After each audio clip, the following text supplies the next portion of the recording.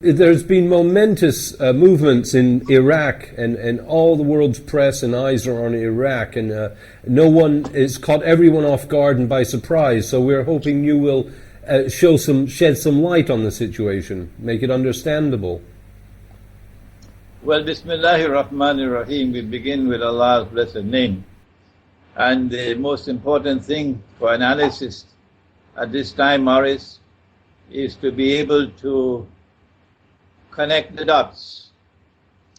Unless and until you're able to connect the dots, you will not be able to discern the strategy of the master craftsman who is crafting the world order, which is now emerging in succession to Pax Americana.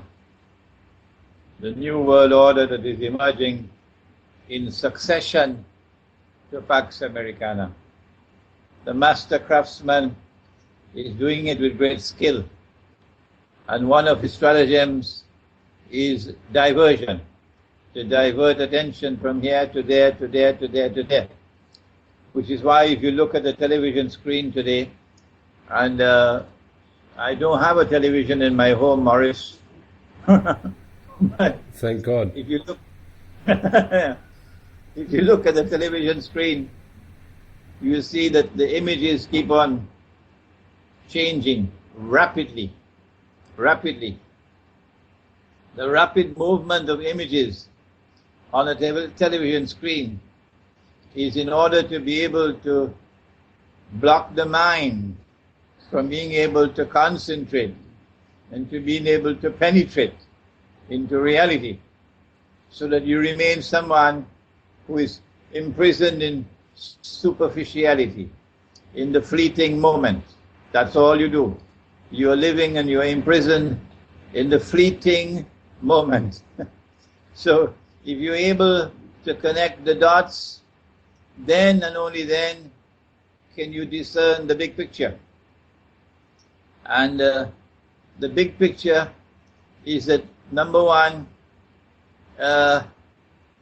the master craftsman is hell-bent on fomenting Shia-Sunni civil war.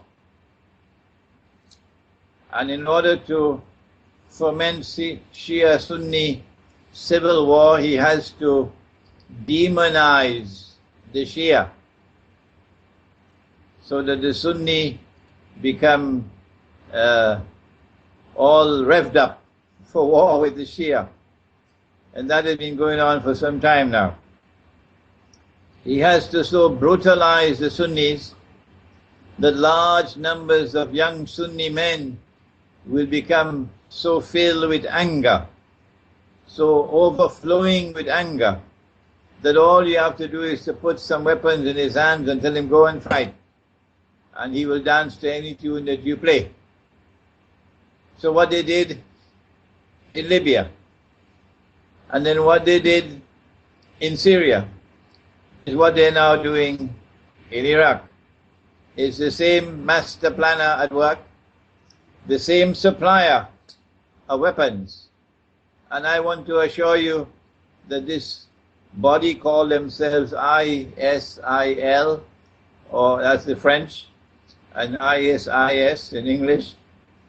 This body of so-called Mujahideen, I want to assure you, Morris, they're not getting their weapons from Santa Claus. No. The same Santa Claus who supplied weapons to them in Benghazi, so that they're able to take over Libya.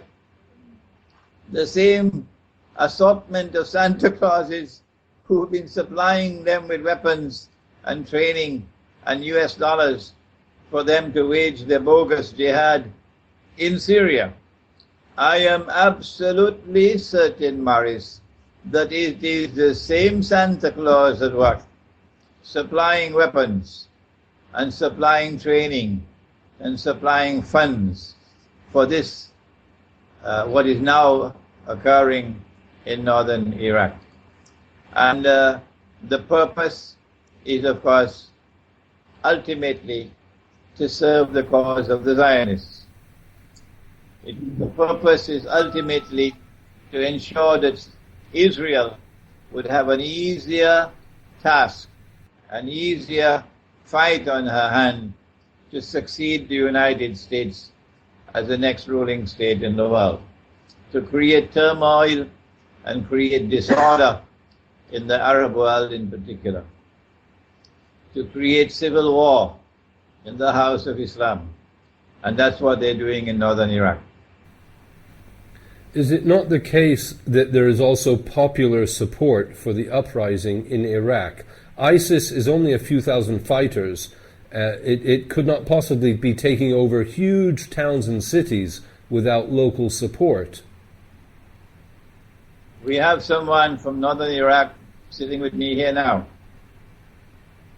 It appears it's not just a matter of local support, and of course the Sunnis in Iraq would feel a certain amount of grievances over majority Shia rule when they have been ruling over the country for so long. But it is also a conscious decision on the part of the Iraqi government to withdraw the armed forces of Iraq from all of these areas. So there's no fight. The ISIS is not defeating them on the battlefield. It is rather that the Iraqi government has decided to withdraw her armed forces from that part of Iraq. Well, there's been a lot of disquiet from Maliki about the amount of troops that ran, deserted, absconded, and there's a lot of publicity given now to how much is being paid to new volunteers to battle ISIS. But I'd like to make this point that ISIS is only a few thousand fighters. They surely can't just approach a town of a few 100,000 people and overwhelm it within hours, which is what we are witnessing. What I'm saying is there must be Saddam loyalists, Baathists, and various others there supporting them. There's also the undercurrent of an emerging Shia-Sunni civil war. If ISIS is comprised of Sunni warriors, then they can exploit the underlying Sunni sentiment of discontent with the Shia, which has been playing for some time now. Okay? The mastermind is succeeding, and succeeding dangerously so, in approaching that point when he will succeed eventually in fomenting overall Sunni Shia civil war. In a previous interview, I had mentioned that perhaps behind the scenes there is a second track of negotiations going on with Iran. A secret track of negotiations going on with Iran, where an offer is being made, a plum which is so juicy, that only the best of all can refuse it. And that is for the triumph of the Shia version of Islam over the Sunni. For that triumph of Shia Islam to take place, you have to facilitate the emergence of an Imam al-Mahdi who will be accepted in Mecca. In order for Mecca to accept the Imam al-Mahdi, Mecca has to be under Shia rule. How can Mecca be under the Shia rule without some kind of very astute diplomacy with Iran and very astute military planning, with a number of people facilitating, surprisingly, facilitating a movement towards Iran taking over Mecca. I don't want to speak any more on this Mecca. I just want to leave the dots for those who have the intelligence to be able to connect the dots. This is a possible scenario being negotiated secretly, and hopefully we pray that Shia Iran will not fall into that trap. So your suggestion is NATO may turn on Saudi Arabia. One wonders if NATO is not bombing ISIS at this moment, if it is Saudi Arabian pressure that's stopping America from bombing ISIS and her allies. Why should NATO, why should the United States be bombing ISIS except as camouflage, when ISIS is doing the work that the Zionists want ISIS to do. Nevertheless, they have tremendous support from Saudi Arabia, and I just wonder how much Saudi Arabian influence there might be on American foreign policy in the area. Isn't Saudi Arabia a Zionist state? Isn't Saudi Arabia dancing to the tunes of a Zionist drum beater from day one? Okay? There's a falling out now, because Saudi Arabia is seeing the United States cozying up to Iran. Okay? Yes. And maybe a betrayal of the Saudis. That's in the cards. But ISIS is dancing to a Zionist drumbeat without any doubt at all, because it identifies itself in a very strange way. It doesn't identify itself as a revolutionary movement. Morris, it identifies itself as an Islamic state. Why would you identify yourself as an Islamic state when the only way that an authentic Islamic movement of liberation can establish an authentic Islamic state is if you make a claim to the restoration of the caliphate or the khilafah? Well, very clearly you don't need a PhD to know that that's in the cards. And it's going to be a bogus caliphate, a bogus khilafah. If they want to fall for that trap, that's their choice, not ours. We can see ahead of us, we can connect the dots, and we can discern very clearly that the Islamic State of Iraq and the Levant, or the Islamic State of Iraq and Syria, is heading towards a goal of an Islamic state in which they will claim to restore the Khilafah or the Caliphate. And we are saying up front, before they achieve it, that it will be as bogus a Caliphate as the paper money that we're now using as money. You know, in Syria there's been alarm bells for a long time about this ISIS group as being even more extreme than the other groups, and so people that are supporting the Bashar Assad government are very much they want to attack ISIS in all ways, and the problem is I'm worried they're going to be duped, and America is at some point going to start to bomb ISIS in Syria. In other words, is it preparing to re-penetrate the Middle East? Is it about to reoccupy the Middle East or re-destroy it? There appears to me, Morris, to be evidence in our eschatological data. Sorry for using such technical language. Islamic eschatology envisages or anticipates precisely that a new Western military presence in the Arab world, when they're going to land, as the Prophet said, alayhi salatu wasalam, in the area north of Damascus, where a big war is going to be fought. So yes, they're preparing for that Western intervention, military intervention. But a Western bombing of ISIS, I think it's only going to be window dressing, like an Israeli attack on Iranian nuclear plants will be only window dressing, meant to provoke Iran into a military response which will entirely meet the approval of Israel. We're all being manipulated. The Zionists have outsmarted everyone for centuries, it seems. Yeah. So I'm afraid that we're using ISIS as a caricature, and it's not reflecting the reality on the ground. I'm repeating myself, but there's a lot of Baathists, Saddam loyalists. There's been a lot of injustice to the Sunnis in Iraq. They're taken off the streets, they're put in prison, they're never tried, they're locked up for years. There are many accounts of these types of stories. So I'm worried that we're all focusing on ISIS when in fact ISIS is actually a small part of the picture. The support that you speak of was deliberately and carefully cultivated.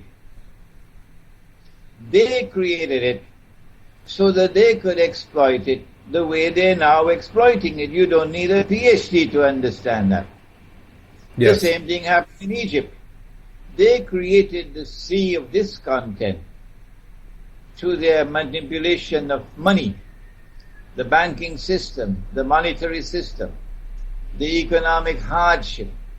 They created it, they cultivated it, and then they exploited it in the Arab Spring. You don't need a PhD to understand that.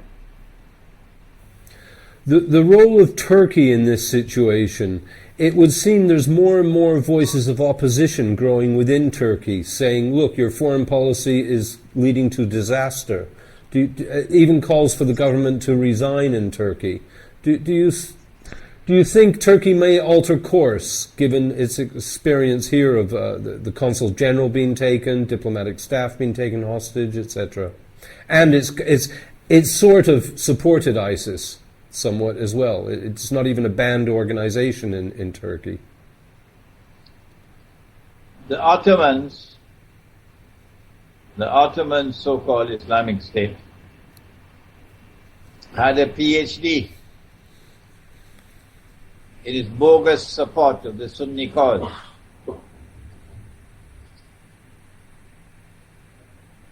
In its bogus support for the Sunni cause in the Sunni Shia rivalry. The Ottoman state waged bogus jihad against the Shia for centuries in order to keep the Shia-Sunni rivalry and hatred burning very fiercely.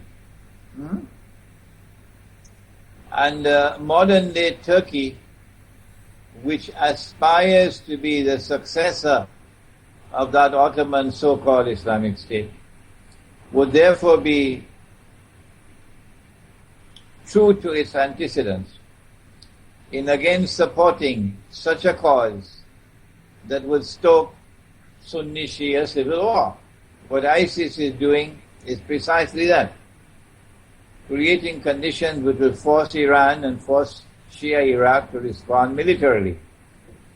And as Shia Iran and Shia Iraq respond militarily, then the Sunnis around the world will come to the rescue. And you're going to have it. That's what they wanted, and that's what they now get. Sunni Shia civil war. But the last nail in the coffin, so to say, would be to provoke Iran into attacking Saudi Arabia. And then to facilitate the way they facilitated Mustafa Kemal in, what is the name of that place where they landed in Turkey in 1919? Come on, Morris, help me. I'm sorry, I don't know, but I know Ataturk made a big mark on Turkey, and people say his origins are dubious as well. The British and the French Western troops landed on the Turkish coast, and then Mustafa Kemal became a hero overnight when they conveniently allowed him to defeat them. All right? Yes. So the same thing has to happen. That what would appear to be, and I hope it does not happen. I hope the Iranian leadership will listen to me. That a miraculous Iranian military advance into Saudi Arabia, which when you look underneath, it's not going to be so miraculous at all because it's going to be facilitated. An Iranian military attack on Saudi Arabia in consequence of an Israeli attack on Iran, and then Iran responds by taking Bahrain, and then across the causeway into Saudi Arabia, on the road to Mecca. That is what they want. because that's going to be the last nail in the coffin, ensuring Sunni Shia civil war. What ISIS is doing is playing into their hands, giving them precisely that Sunni Shia civil war that they want. Secondly, ISIS is playing into their hands because you can close your eyes and see what's the plan. The plan is to create an Islamic state, a bogus Islamic state, a Zionist Islamic state. And that Islamic state will claim to recover the Khilafah, or the Caliphate, the Sunni Caliphate. You can see in advance this is what they're planning. But it cannot be a real Caliphate, no. It's going to be a bogus Caliphate, and I'm saying that up front. All the reports I see say ISIS has 10,000 fighters in Syria and Iraq. That is not a large amount of people, and certainly not to be conquering huge swathes of territory. I think we're also being manipulated to think they're a greater power than they are. They've taken over Mosul of millions of people. They've taken over towns of hundreds of thousands of people. They can't spread themselves that thin. It's not possible that they're such a big force. I think the name of the town is Mosul. Okay. Mosul, yeah. And I think that we have to ask, why has the Iraqi armed forces withdrawn? So you don't have a fight to the finish. It's not a case of they taking over. It is a case of they replacing the Iraqi armed forces. When the Iraqi armed forces withdrew, why are they withdrawing? I can't answer that question, Maurice. I don't know why they're withdrawing.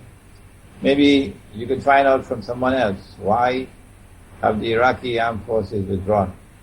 Well, Maliki seems to have failed miserably as a unifying force in Iraq. It seems he's lost the support of Iran, the United States, and absolutely everyone.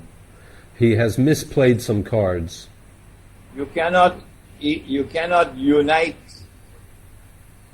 Iraq in the same way that you cannot reunite Ukraine if you follow the Shia foreign policy of the Maliki government, or you follow the foreign policy and the domestic policies of the present people who sit in Kiev. You have to build a plural model of a state for a plural polity. Putin, to his credit, and Russia, to its credit, has been asking for precisely that, to negotiate a federal agreement. I don't call it federal, I call it a plural model of a state for Ukraine, because it's not a homogeneous society. It's not a homogeneous polity. This is what our Prophet, Allah's blessings be upon him, did when he went to Medina. He found a polity which was comprised of heterogeneous units. There were Jewish tribes, some of which were locked in war with each other. And there were pagan Arab tribes. And then you had people who had migrated from Mecca. So you had three big groups of people. One, the Muslims. Number two, the pagan Arabs. And number three, the Jews. And he patiently negotiated over a period of 7 months a constitutional agreement with which he was able to create a plural model of a state in which the individual was not the unit of the state, but rather the different groups which were heterogeneous. Ukraine is not a homogeneous society. It's not a homogeneous polity. And the fools who now hold power in Kiev are unwilling to accept that. Similarly with Shia foreign policy in Iraq. Iraq is not a homogeneous polity.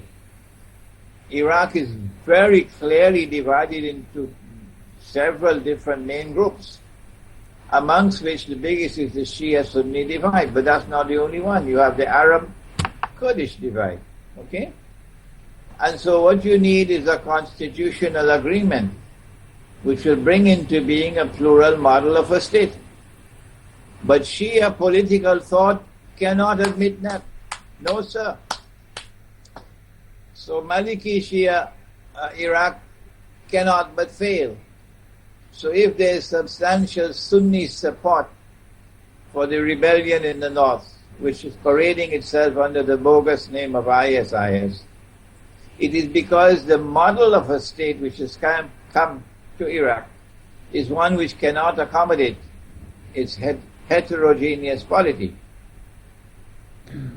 Do you feel that a solution may be just dismembering Iraq, that it no longer remains one country as we know it? That is already decided upon, not just for Iraq. They want to do the same thing with Egypt. They want to do the same thing with Saudi Arabia. It is part and parcel of the master plan for establishing Israeli political and economic dominance or dominion over the entire Arab world. You've got to break them up into bits and pieces. That's the master plan for Pakistan as well. So might we see 3 different countries emerging out of Iraq in the years ahead? Like Somalia today, like Libya is already disintegrating, okay, into different warring factions which may not even be called states. It's mayhem, it's disorder, and that's what they want. Facilitate Israel in her effort to try to succeed the United States of America in establishing Pax Judaica, which will replace Pax Americana. And to finish off, to return to Iraq for 1 second, where is this leading to? Is there any light at the end of the tunnel? Do you just see a Shia-Sunni civil war only? I hope and I pray that there are sufficient people in the world today who have the capacity to connect the dots and to discern or to understand the strategy of the Zionists, and therefore to take appropriate action in order to forestall or to prevent the emergence of that universal Sunni Shia war. I can only pray for that. Whether or not they will succeed in bringing about Sunni Shia civil war in the world of Islam, I really do not know whether this will succeed. But unfortunately, the wind seems to be blowing in that direction. I guess it's only natural that Saudi Arabia should have gained so much influence in Iraq when there was such a vacuum and probably so much injustice. The Americans had sown the injustice to begin with. Yeah, well, we covered that subject already. Okay. You sow the seeds of discontent and then you exploit it to your advantage. You sow the seeds of discontent and then you exploit it to your advantage.